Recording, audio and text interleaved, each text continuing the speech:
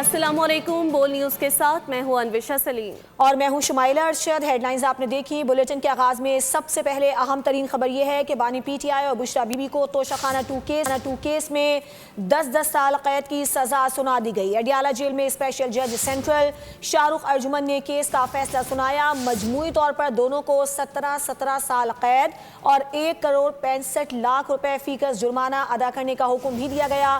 اگر جرمانہ ادا نہ کیا گیا تو مزید 6 ماہ قید کاٹنا ہوگی۔ 15 ماہ سے ایف آئی اے کی عدالت میں زیر سماعت رہنے والے کیس کا ریفرنس 19 اگست 2024 کو دائر کیا گیا ہے۔ خیانت کی ہے، بانی اور اہلیہ خائن ہیں۔ عمران خان اور بشرا بی بی کو 17 سال قید میں رکھا جائے۔ توشہ خانہ 2 کیس میں بانی پی ٹی آئی اور اہلیہ بشرا بی بی مجرم ثابت ہو گئے۔ اڈیالہ جیل میں جج شاہ رخ ارجمن نے فیصلہ سناتے ہوئے حکم دیا دونوں مجرموں سے 1,65,05,000 روپے فیکس جرمانہ بھی لیا جائے۔ عدم ادائیگی کی صورت میں مزید 6 ماہ قید کاٹنا ہوگی۔ تفصیلات کے مطابق پڑھ کر سنائے جانے والے فیصلے میں بتایا گیا کہ مجرم بانی پی ٹی آئی کو زائد عمر اور اہلیہ بشرا بی بی کو خاتون ہونے کا فائدہ دیتے ہوئے کم از کم سزا تجویز کی گئی۔ سن 2021 میں بانی بشرا بی بی کے ساتھ سعودی عرب گئے۔ ولی عہد محمد بن سلمان نے بلغاری جیولری سیٹ تحفے میں دیا جس میں ایک انگوٹھی، ایک کڑا، ایک ہار اور بالیوں کا ایک جوڑا شامل تھا۔ تحفے کی مجموعی مالیت 7 کروڑ روپے سے زائد بنتی ہے۔ نیب قوانین کے مطابق تحفے ذاتی ملکیت بنانے کے لیے کم از کم آدھی قیمت قومی خزانے میں جمع کرانا لازمی ہے۔ بانی نے اختیارات کا غلط استعمال کرتے ہوئے انعام اللہ کے ذریعے سہیب عباسی پر دباؤ ڈال کر تخمینہ 58 لاکھ روپے لگوایا۔ لوٹ مار کی خوفناک کہانی کی تحقیقات کے لیے 7 جنوری 2024 کو چیئرمین نیب نے تحقیقات کی منظوری دی۔ 15 ماہ سے ایف آئی اے کی عدالت میں زیر سماعت رہنے والے کیس کا ریفرنس 19 اگست 2024 کو دائر کیا گیا تھا۔ 7 کروڑ سے زائد کے تحائف کو 58 لاکھ روپے ادا کر کے اپنی ملکیت میں لے لیا۔ بانی تحریک انصاف نے دور اقتدار میں ملنے والے 108 میں سے 58 تحفے اپنے پاس ہی رکھ لیے۔ توشہ خانہ 2 کیس کیا ہے، بانی اور بشرا بی بی پر الزام کیا ہے، تفصیلات جانیے اس رپورٹ میں۔ ہار کی قیمت 5,64,96,000، بالیوں کی قیمت 1,50,65,600 روپے، 7 کروڑ سے زائد تحائف کی قیمت صرف 58 لاکھ ادا کی گئی۔ توشہ خانہ سے لوٹ مار کی تفصیلات سامنے آ گئی۔ بانی تحریک انصاف اور بشرا بی بی 7 مئی 2021 کو 3 دن کے لیے سعودی عرب گئے۔ ولی عہد محمد بن سلمان نے بلغاری جیولری سیٹ تحفے میں دیا جس میں ایک انگوٹھی، ایک کڑا، ایک ہار اور بالیوں کا ایک جوڑا شامل تھا۔ بانی پی ٹی آئی اور بشرا بی بی نے یہ زیورات غیر قانونی طور پر اپنے پاس رکھے۔ بانی تحریک انصاف نے انعام اللہ شاہ کے ذریعے سہیب عباسی پر دباؤ ڈال کر کم قیمت لگوائی۔ توشہ خانہ قوانین کے مطابق قابل ادائیگی رقم 3,57,65,800 روپے ہونی چاہیے تھی، لیکن ادائیگی صرف 58 لاکھ کی گئی۔ بانی پی ٹی آئی کے دوران اقتدار 108 تحائف موصول ہوئے جن میں سے 58 اپنے پاس رکھ لیے۔ توشہ خانہ 2 کیس جس نے ملکی سیاست میں ہلچل مچائے رکھی۔ سعودی ولی عہد سے ملنے والے قیمتی بلغاری سیٹ کے گرد گھومتی یہ کہانی نیب سے شروع ہو کر ایف آئی اے تک کیسے پہنچی اور اس کیس میں بانی پی ٹی آئی اور بشرا بی بی پر کیا الزامات عائد کیے گئے، اس رپورٹ میں دیکھتے ہیں۔ لالچ کی بری بلا سیاسی کریئر کھا گئی۔ بلغاری جیولری سیٹ میں ہیر پھیر بانی پی ٹی آئی اور بشرا بی بی کو بھاری پڑی۔ 13 جولائی 2024 توشہ 2 کیس کا آغاز ثابت ہوئی۔ نیب نے بانی پی ٹی آئی اور بشرا بی بی کو اڈیالہ جیل سے گرفتار کیا۔ دونوں ملزمان 37 روز تک نیب کی تحویل میں رہے جس کے بعد 20 اگست کو احتساب عدالت میں ریفرنس دائر کیا گیا۔ کیس میں اس وقت نیا موڑ آیا جب سپریم کورٹ کے فیصلے کے بعد نیب ترامیم بحال ہوئیں اور 9 ستمبر کو یہ کیس ایف آئی اے کی اینٹی کرپشن عدالت کو منتقل کر دیا گیا۔ ایف آئی اے نے کیس میں اینٹی کرپشن ایکٹ کی دفعہ 5 اور پی پی سی کی دفعہ 409 شامل کی جس کے تحت ملزمان کو 14 سال قید کے ساتھ عوامی عہدے کے لیے نااہلی کا سامنا بھی کرنا پڑ سکتا ہے۔ کیس کی 80 سے زائد سماعتیں اڈیالہ جیل کے اندر ہوئیں۔ ٹرائل کے دوران کل 21 گواہان میں سے 18 کے بیانات قلم بند کیے گئے۔ پرائیویٹ اپریزر سہیب عباسی نے بیان دیا کہ ان پر قیمت کم لگانے کے لیے दबाव डाला गया था। बानी पीटीआई को किसी दूसरी जेल मुंतकिल नहीं किया जा रहा। अगर ये उनसे सिर्फ मुलाकातें करें तो हमको इनसे कोई शिकायत नहीं है, लेकिन अगर ये चाहते हैं कि फसाद और अफरा तफरी हो तो जेल कानून इस बात की इजाज़त नहीं देता। राना सनाउल्लाह के चिनियोट में मीडिया से गुफ्तगू। मजीद कहा कि अगर ये ऐसा ही सिलसिला जारी रखेंगे तो फिर इससे मुतालिक सोचा जाएगा। वो दूसरों को चोर कहते रहे लेकिन खुद की तरफ देखें। साहब कितने लेक्चर देते रहे, लोगों को चोर कहते रहे, डाकू कहते रहे और करप्शन के खिलाफ उन्होंने इतनी जो है वो बात की, लेकिन खुद क्या करते रहे ये आपके सामने है। उनके ऊपर जो वो फराह जोगी साहबा थी और पिंकी पी साहबा जो है उनकी भी किसे कहानियां आपने सुनी है। वो जो 190 मिलियन पाउंड वाला जो कि तकरीबन 60-70 अरब रुपया बनता है मलक रियाज वाले मामले में, वो भी आपके सामने। और ये जो ज्वेलरी सेट है और ये जो घड़ी थी, अब आप देखें कि एक घड़ी जो है वो उन्हें एक मुल्क से जो है वो मिलती है तोहफे में, और ये तोहफे जो हैं ये स्टेट के तोहफे होते हैं, ये किसी शख्स के नहीं होते। सेनेटर तलाल चौधरी ने तोशाखाना 2 केस को ओपन एंड शट केस करार दिया। केस को सियासी कहने से आप बेगुनाह नहीं हो जाते। बानी पीटीआई ज्वेलरी सेट लेने का एतराफ कर चुके हैं। न्यूज़ कॉन्फ्रेंस में कहा कि बानी पीटीआई और बुशरा बीबी को कानून के मुताबिक सजा हुई। उन्होंने महंगा हार और घड़ी तोशाखाना में जमा कराने के बजाय बेच दिया, जिससे मुल्क की बदनामी हुई। तलाल चौधरी ने कहा कि पाकिस्तान को बांग्लादेश नहीं बनने देंगे, ये पाकिस्तान ही रहेगा। ये तोशाखाना 2 केस है, इसमें एक हार था। ये एक ऐसी गिफ्ट था कि जिसकी कीमत नहीं लगवाई जा सकती, बहुत ही महंगी हार था।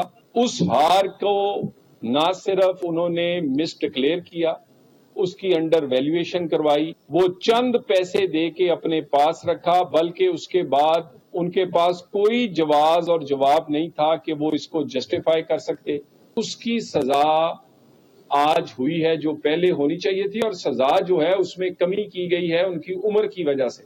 लेकिन पूछना तो ये था, क्या रियासत मदीना जो हाकम होते हैं उनका किरदार ये होता है? क्या उनका किरदार ये था कि वो पूरे का पूरा तोशाखाना का ना कोई हीरा छोड़े, ना कोई हार छोड़े, ना कोई घड़ी छोड़े, ना कोई डिनर सेट छोड़े, या फिर लोगों को रियासत मदीना दिखाकर ये जो जेबें भरी गई हैं या ये जो काम किया गया है ये पाकिस्तान के लिए शर्मिंदगी का बायस बना है? वफाकी वज़ीर सेहत मुस्तफ़ा कमाल कहते हैं तहाइफ बेचने के तमाम शवाहिद और वीडियोस मौजूद हैं। तमाम सामान जमा करके फरागोगी के जरिए बाहर भिजवाया गया, सामान की कीमत लगवाकर पैसे वसूल किए गए। सारा काम साबिक वज़ीर आज़म की मर्जी से हो रहा था। बोल से बातचीत करते हुए उन्होंने कहा कि बानी पीटीआई ने अपने लिए जो भी सफाई पेश की सब झूठ है। दौरान इक़्तिदार बानी पीटीआई के तमाम दावे झूठे निकले। हमने फुटेजेस और जिस तरह के इमेजेस जो है वो देखे हैं इससे पहले कि उनके घर में बुशरा बीबी जिस तरह से तमाम डोमिनेट करती थी, उन्होंने सारा सामान जमा किया, फिर फरागोगी के जरिए उसको जो है वो बाहर भिजवाया, उसकी कीमत लगवाई, फिर उसके पैसे वसूल किए। और अगर इमरान खान साहब की सब कुछ मर्जी से हो रहा था तो जब तो वो कसूरवार हैं। अगर उनकी मर्जी से नहीं भी हो रहा था और उनके घर से हो रहा था तो जब भी वो कसूरवार हैं कि अगर वो इतने इनकॉम्पिटेंट हैं कि वो अपने घर को ठीक नहीं कर सकते, नहीं देख सकते, तो उनको फिर इतने बड़े ओहदे पे रहना नहीं चाहिए था। इमरान खान साहब ने अपने नैरेटिव में और दावों में जितनी भी बातें की हैं उन्होंने सारी बातों की जो है वो उसकी खुद ही तरदीद की है, सारी बातों को अपने अमल से उसको गलत साबित किया है। वफाकी वज़ीर इत्तलात कहते हैं कि बुशरा बीबी और बानी पीटीआई तोशाखाना के नाम पर कारोबार कर रहे थे। तोशाखाना के तहाइफ की कदर से कम कीमत अदा की, मुल्क को करोड़ों रुपए का नुकसान पहुंचाया। अता तारा ने कहा कि इमानत में खयानत साबित हो चुकी है, इंसाफ सबके लिए बराबर है।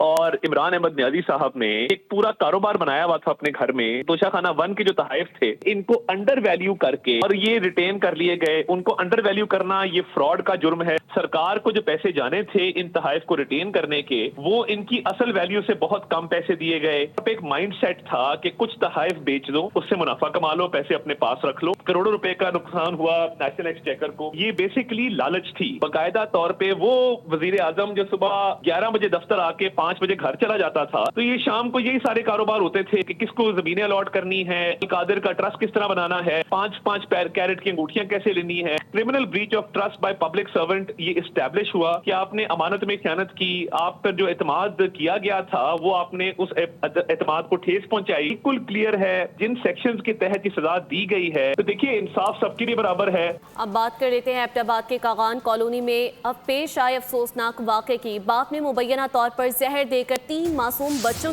की जान ले ली। मुलजिम ने अहलिया का गला काटने के बाद खुद को भी जहर खिलाकर मार डाला। तीनों बच्चों की लाशें घर से बरामद हुई हैं। मियाँ बीवी तशवीशनाक हालत में अयूब मेडिकल कॉम्प्लेक्स मुंतकिल कर दिए गए हैं। अस्पताल ज़राए के मुताबिक दोनों की हालत नाजुक बताई जा रही है, जबकि पुलिस ने शवाहिद इकट्ठे करके इस हवाले से तहकीकात भी शुरू कर दी हैं। एबटाबाद की बात हो रही है। कागान कॉलोनी में अफसोसनाक वाक़या पेश आया। बाप ने मुबैना तौर पर जहर देकर 3 मासूम बच्चों की जान ले ली है। मुलजिम ने अहलिया का गला काटने के बाद खुद भी जहर खा लिया। तीनों बच्चों की लाशें घर से बरामद हुई हैं। मियाँ बीवी तशवीशनाक हालत में अयूब मेडिकल कॉम्प्लेक्स मुंतकिल कर दिए गए। अस्पताल ज़राए के मुताबिक दोनों की हालत नाजुक है। पुलिस ने शवाहिद इकट्ठे करके तहकीकात शुरू कर दी। बकाया जात से मुतालिक वज़ीर आला खैबर पख्तूनख्वा के बयानी की नफ़ी कर दी गई। 2010 से 2025 तक केपी को कितनी रकम अदा की गई। विफाकी वजारत ख़जाना ने तफसीलात जारी कर दी हैं, जिसके मुताबिक इस अरसे में खैबर पख्तूनख्वा को 8,404 अरब रुपए की अदायगी की गई। खैबर पख्तूनख्वा हुकूमत के 2200 अरब रुपए के बकायाजात का बयानिया माली दस्तावेजात के सामने ढेर हो गया। वफाकी वजारत खजाना ने गुज़िश्ता 15 सालों का कच्चा चिट्ठा खोल कर रख दिया। दस्तावेजात के मुताबिक वफाकी हुकूमत ने साल 2010 से नवंबर 2025 तक खैबर पख्तूनख्वा को मजमूई तौर पर 8,404 अरब रुपए अदा किए। NFC अवार्ड के तहत खैबर पख्तूनख्वा को 5,867 अरब रुपए का हिस्सा मिल चुका है। NFC की रकूम हर 15 दिन बाद मुंतकिल होती हैं और इस मद में कोई बकायाजात मौजूद नहीं। वफाक ने दहशतगर्दी के इजाफी बोझ पर 1% इजाफी हिस्से की मद में अब तक 705 अरब रुपए फराहम किए, जबकि स्ट्रीट ट्रांसफर्स में 482 अरब रुपए दिए गए। जमशुदा अजला के लिए 704 अरब रुपए, IDPs के लिए 117 अरब रुपए और BISP के तहत 481 रुपए आवाम तक पहुँचाए गए। माहिरीन के मुताबिक TSDP फंड्स को NFC बकायाजात करार देना माली कवायद की गलत तशरीह है और दस्तियाब आदार शुमार किसी बड़े वफाकी बकायाजात की तरदीद करते हैं। PTI रहनुमाओं की सजाओं पर सेनेटर फैसल वाउडा का रद्द अमल भी सामने आ गया। ट्विटर पर लिखा, जैसे कहा था दिसंबर का महीना है और सब कुछ दीवार पर लिखा है। कान से बहरे और आंख से अंधे जानबूझकर फिर भी नहीं माने। ये अभी इब्तदा है, आगे इंतहा और क़यामत बाकी है। फैसल वाउडा ने लिखा, मैं कई साल से रोकता रह गया लेकिन मेरी नहीं सुनी गई, जहां से कानूनी और दुनियावी तौर पर वापसी मुमकिन नहीं। बानी PTI का नाम दिए बगैर फैसल वाउडा ने कहा कि वो तकब्बुर और जाम की वजह से नहीं रुका, सब मजीद चकनाचूर होने जा रहा है। तुम सब 9 मई वाले जिन्होंने 10 सेकंड की ड्रामेबाजी वाली वीडियोस बनाई और उसको आग में धकेल दिया, अभी दलदल बाकी है। 9 मई के शवाहिद और गवाही का इंतजार करें। सेशन कोर्ट लाहौर में वज़ीर आज़म शहबाज शरीफ का बानी PTI के खिलाफ हत्क इज़्ज़त का दावा। मुकदमे की समाअत एडिशनल सेशन जज यलमास गनी ने की। अदालत ने वज़ीर आज़म शहबाज शरीफ के गवाह अदनान रज़ा का बयान कलमबंद कर लिया। बानी PTI के वकील मोहम्मद हुसैन ने गवाह पर जिरा मुकम्मल कर ली। अदालत ने मज़ीद समाअत 14 जनवरी तक मुलतवी कर दी और आइंदा समाअत पर पैमरा के जिम्मेदार ऑफिसर को बयान कलमबंद करवाने के लिए तलब कर लिया। इससे कबल स्पीकर पंजाब असम्बली और अता तारड़ ने अपने बयान पर जिरा मुकम्मल कर ली थी।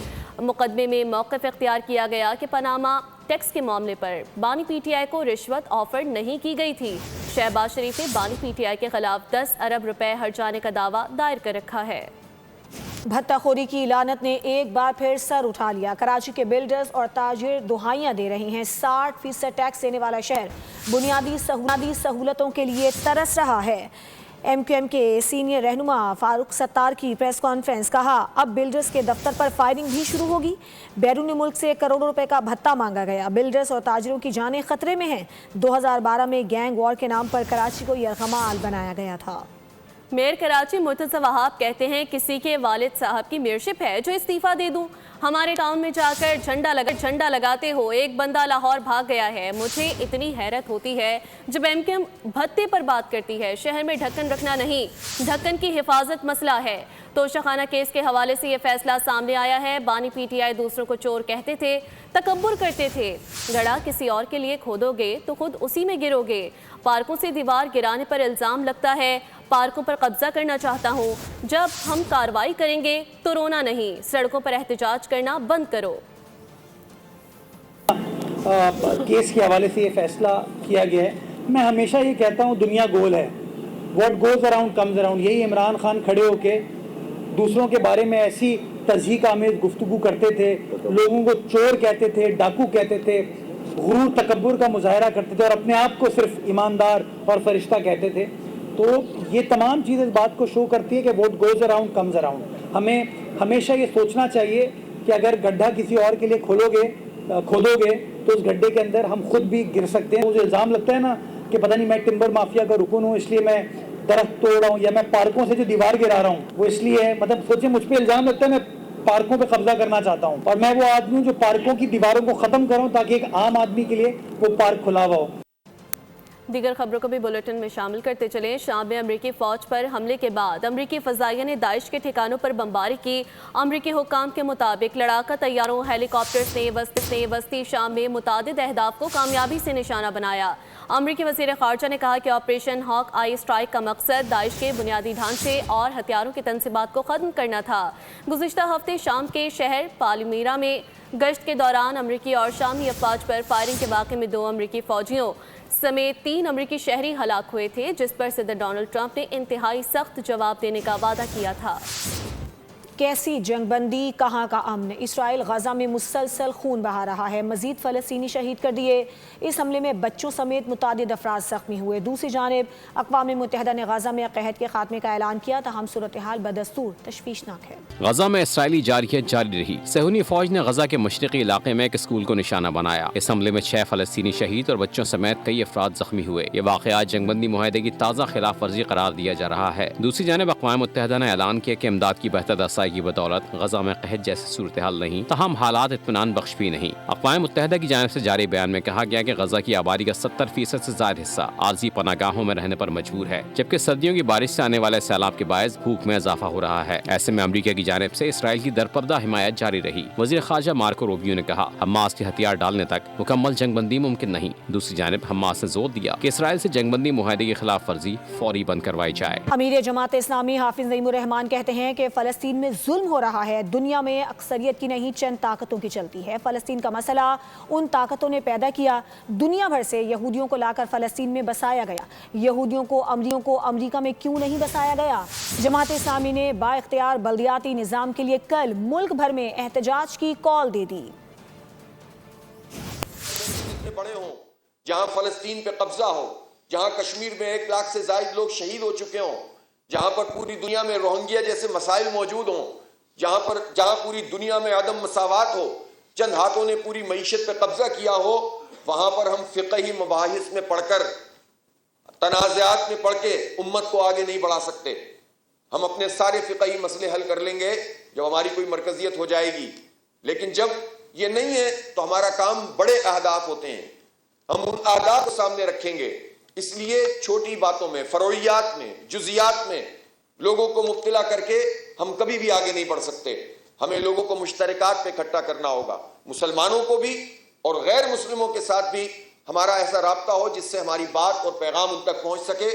بنگلہ دیش کے انقلابی نوجوان رہنما عثمان ہادی کی نماز جنازہ ادا کر دی گئی۔ غیر ملکی میڈیا کے مطابق نماز جنازہ بنگلہ دیشی پارلیمنٹ کے باہر ادا کی گئی۔ عبوری حکومت کے سربراہ ڈاکٹر یونس سمیت ہزاروں افراد نے شرکت کی۔ بنگلہ دیش کے انقلابی نوجوان رہنما شریف عثمان ہادی کی نماز جنازہ ادا کر دی گئی۔ جنازے کے لیے عثمان ہادی کا جسد خاکی پارلیمنٹ کے باہر پہنچایا گیا۔ عبوری حکومت کے سربراہ ڈاکٹر یونس سمیت بڑی تعداد میں افراد نے شرکت کی۔ مشاورتی کونسل کے اراکین اور مختلف سیاسی جماعتوں کے رہنما بھی شریک ہوئے۔ جنازے میں شریک افراد نے بھارت کے خلاف شدید نعرے بازی کی اور انڈیا پر قتل کرنے کا الزام لگایا۔ عثمان ہادی کی تدفین ڈھاکہ یونیورسٹی کے احاطے میں قومی شاعر قاضی نظر الاسلام کے مقبرے میں کی گئی۔ انہیں گزشتہ ہفتے ڈھاکہ میں اس وقت نشانہ بنایا گیا جب وہ ایک مسجد سے باہر نکل رہے تھے۔ ہادی کو علاج کے لیے سنگاپور لے جایا گیا، تاہم وہ جمعرات کو زخموں کی تاب نہ لاتے ہوئے انتقال کر گئے۔ بلیٹن سے فی الوقت اتنا ہی۔ ایک بریک کے بعد حاضر ہوں گے ہیڈ لائنز کے ساتھ، ہمارے ساتھ رہیے۔ सब्सक्राइब करें और बेल दबाएं ताकि कोई खबर रह न जाए।